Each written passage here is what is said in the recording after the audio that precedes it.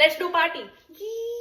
Hello, કેમ છો? Welcome to my mini vlog. So I am sorry, મારા hair થોડા મેસી છે અને મમ્મીનો ડ્રેસ પહેરેલો છે બીકોઝ અત્યારે છે ને હું રીલ શૂટ કરતી હતી. જસ્ટ મેં હમણાં જ પતાવ્યું.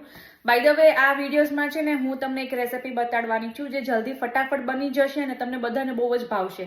તો આજની રેસિપી છે પેંડા, જે 10 મિનિટની અંદર બની જવાની છે. તમે એકવાર આ રેસિપી અપનાવશો ને તો તમે છે ને બહારથી લાવવાનું બંધ કરી દેશો. અને આજે છે ને ગણેશ વિસર્જન છે મારા ફ્રેન્ડની ઘરે, તો આજે હું ત્યાં જવાની છું. તો ખાલી હાથે તો ના જ જવાય, કઈ પ્રસાદ તો આપણે લઈ જ જવું પડે ને. તો ચાલો આપણે જોઈએ કે પેંડાની અંદર શું શું જશે. શું જશે પેંડાની અંદર? મિલ્ક પાવડર જશે. ઓકે, આઈ એમ સોરી, હું થોડીક મોજમાં મસ્તીમાં છું બીકોઝ કહી દઉં તમને લોકોને, કહી જ દઉં હાલો ને, થોડીક ખુશીઓ તમને પણ મળશે. થોડીક નહીં, એકચ્યુઅલી બહુ બધી ખુશી મળશે. તો આજે છે ને હું એટલા માટે બહુ જ ખુશ છું કે આજે મારી યુટ્યુબ ચેનલ ઉપર 100K સબસ્ક્રાઇબ થઈ ગયા છે. અને આ બધું તમારા લોકોના કારણે જ છે.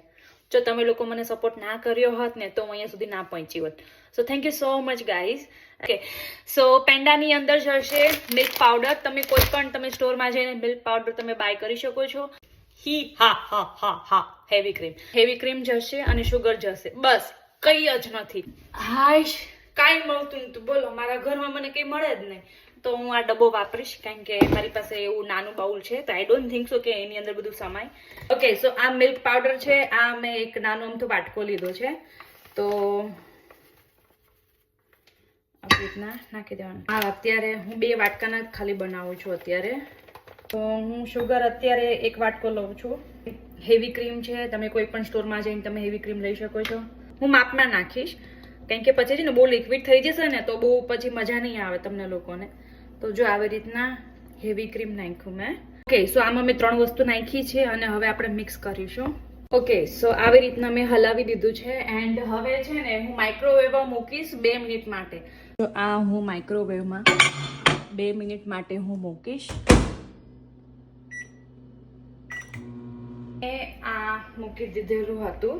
તો હવે આપણે જોઈએ કે ક્યાં પહોંચ્યું. ઓકે, તો થોડુંક ઘણું છે ને ઘટ થવા લાગ્યું છે.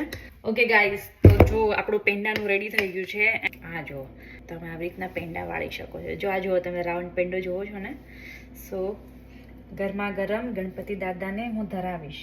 તો ગાઈઝ, આ જો મેં પેંડા મસ્ત ડબ્બામાં ભરી દીધા છે એન્ડ અહીંયા હું મારો વ્લોગ હું પૂરો કરું છું.